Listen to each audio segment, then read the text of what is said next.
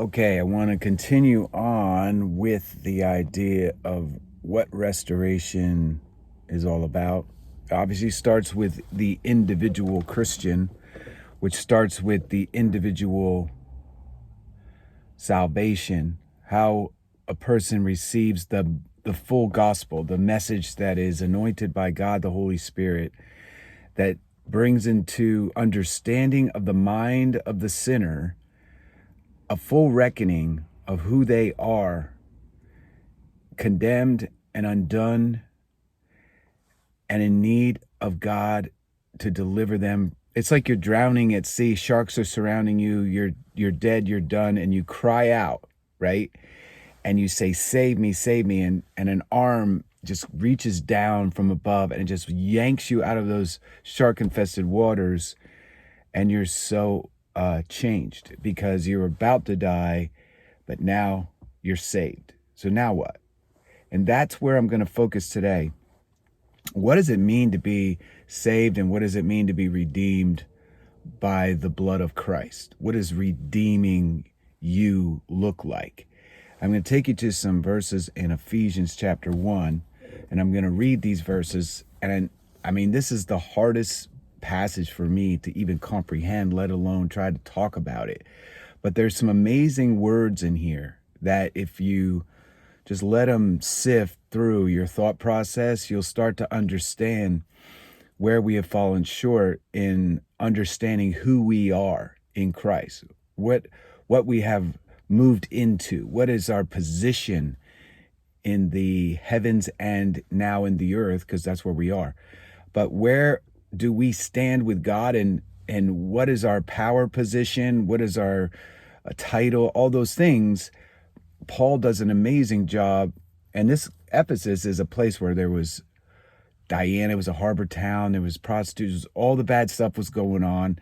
You had a big statue there that was worshipped, a woman, like I said, Diana. And the history shows that, I don't know if it was 100, 200 years later, but that statue, because of what was done by Paul and his apostolic ministers and all the people there, the mighty work of God that was done in Ephesus caused that statue to just one day fall into the harbor.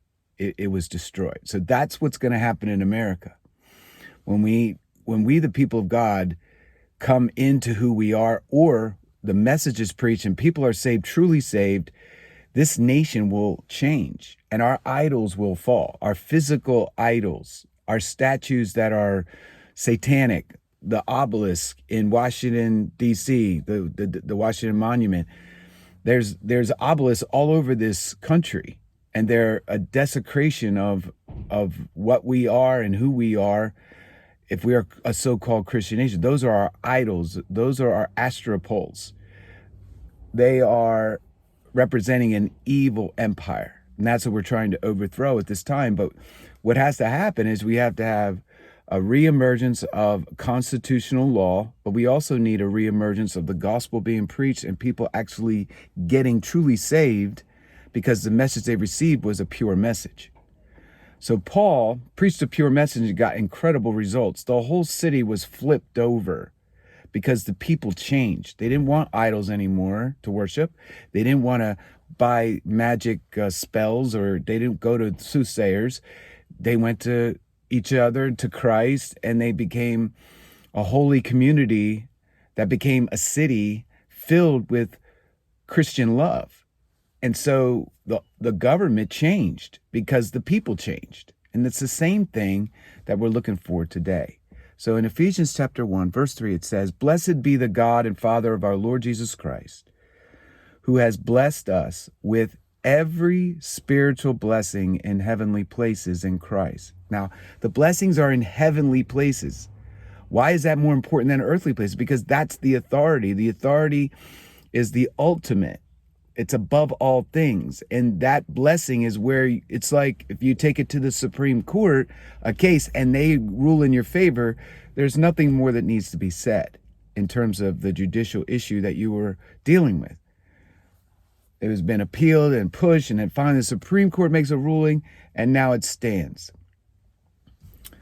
So you and I have been blessed in the heavenly places in Christ. So in Christ means that we are with Christ, who is in the highest of the highest position of the heavenly realm. And so if we're in Christ, that means we're operating inside of that power that is the ultimate power of all the levels of jurisdiction of heaven and earth. Just as he chose us in him before the foundation of the world. There again, showing God owns all time. So he knows who are his. Before he even said, let there be light, he knew exactly who was going to be part of the heavenly realm with Christ.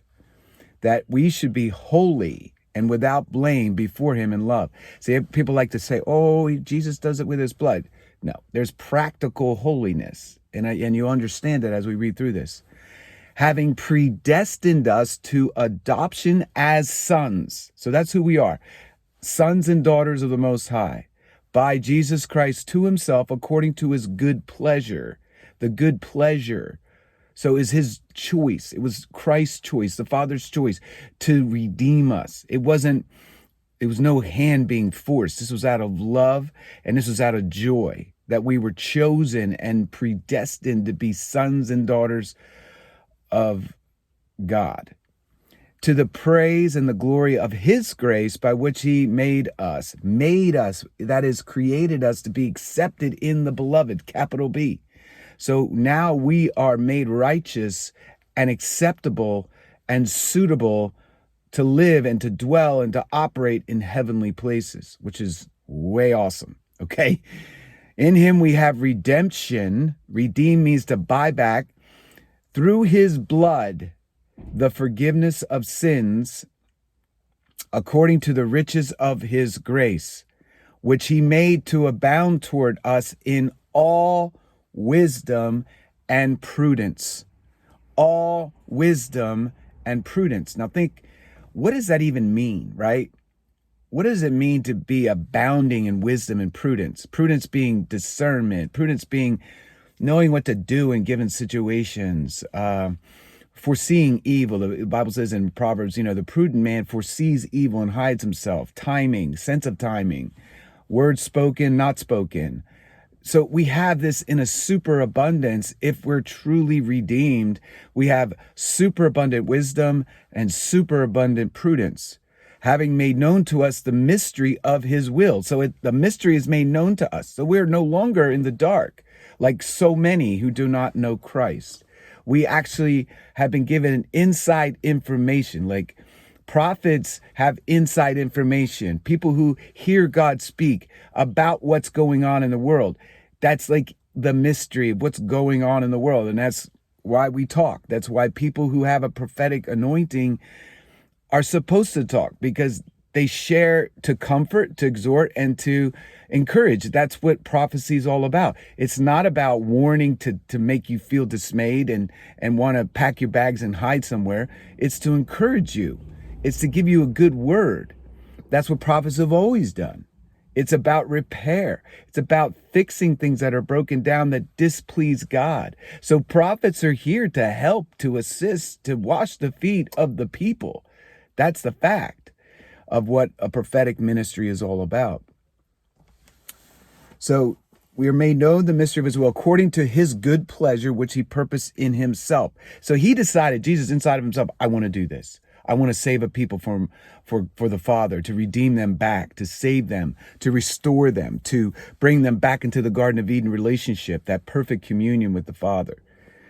That in the dispensation of the fullness of the times, he might gather together in one all things in Christ, both which are in heaven and are in earth in him. So it hasn't happened yet, but we know it will.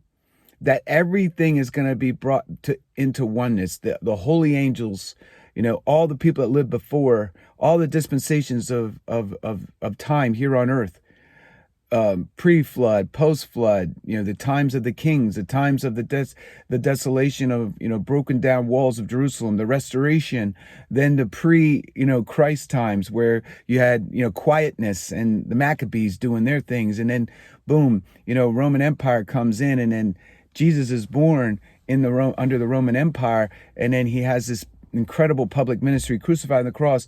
All the people in all those times of human history and what is to come and heavenly things that have happened are all going to be gathered into one place in Christ, in whom we have obtained an inheritance, being predestined according to the purpose of him who works all things according to the counsel of his will.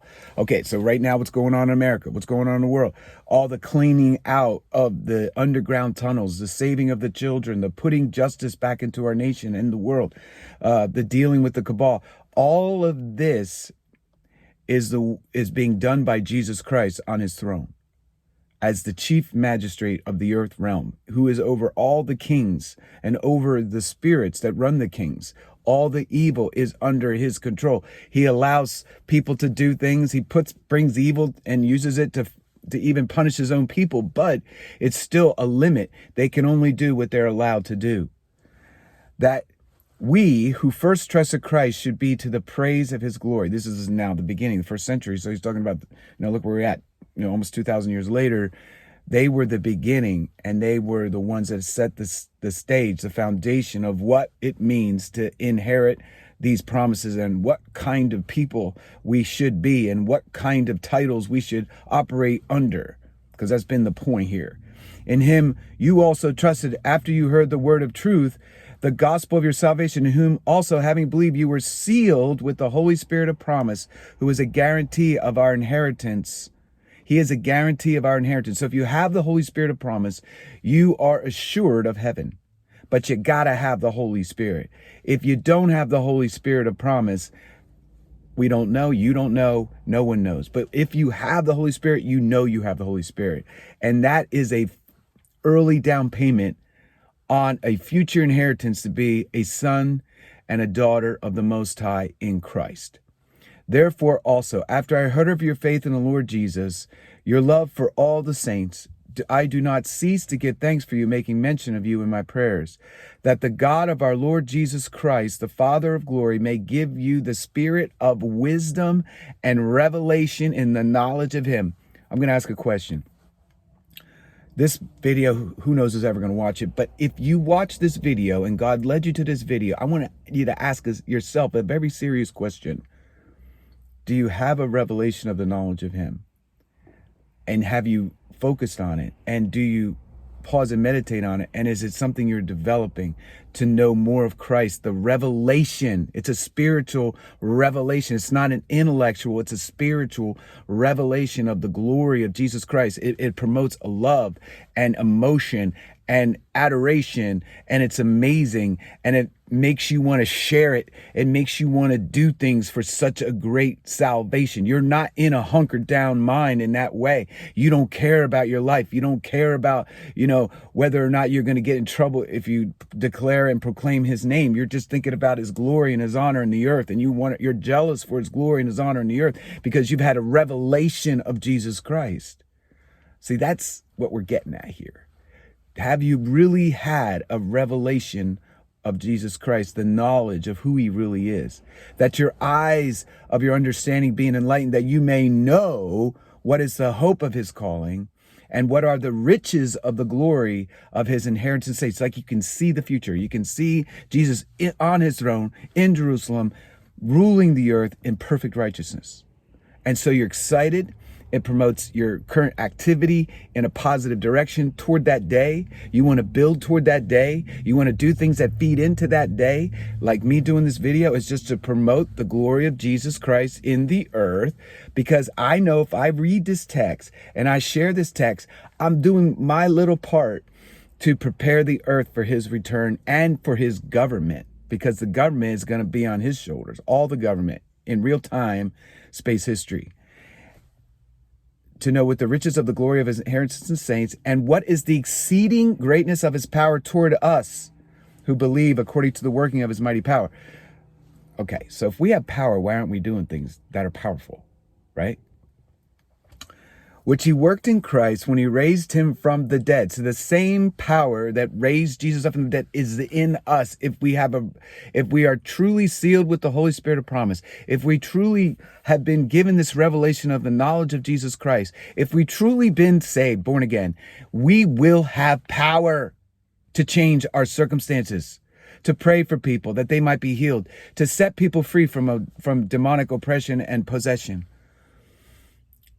And he raised him from the dead, that same power, and seated him at the right hand in the heavenly places, far above all principality and power and might and dominion, in every name that is named, not only in this age, but in that which is to come. So we know that the pre-Adamic times, the current times that we've been in, the dispensations of the earth, the kingdoms of the earth, and in the future ages, all of it is Jesus Christ in our position is over top of every force that manages those times. We were allowed to manage those times.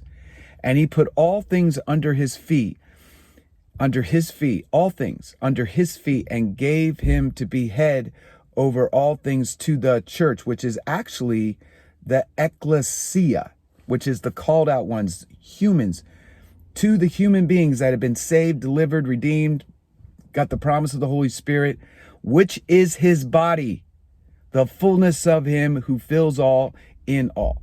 So identification of who you really are, knowing who you really are positionally, knowing what you have on the inside of you is the most critical thing in the rebuild of the body of Christ to do the things we're supposed to do at this time in human history. It's elementary, my dear Watson.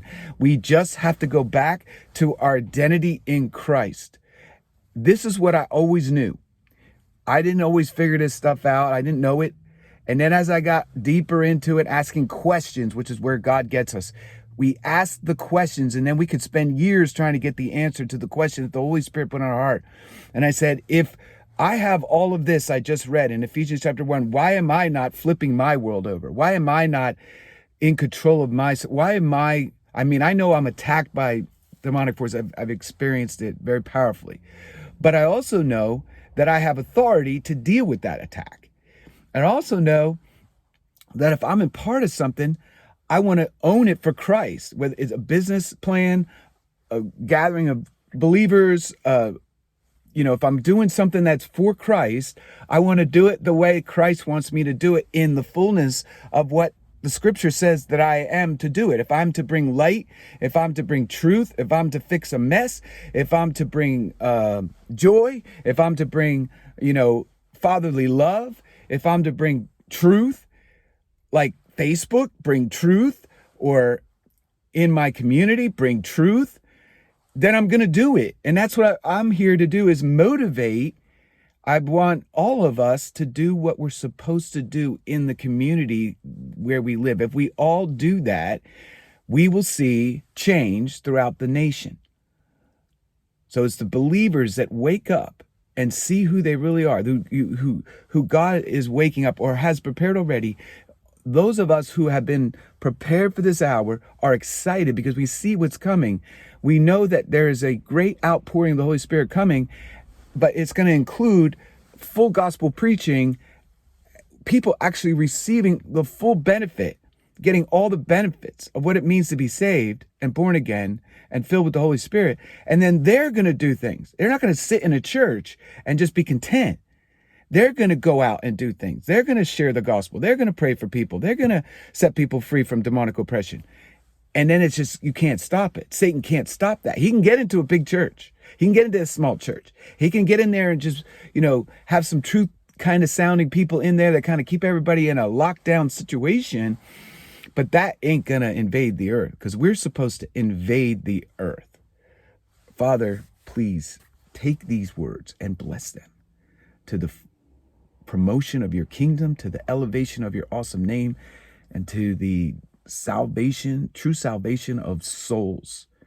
We ask in the name of Yeshua. Amen.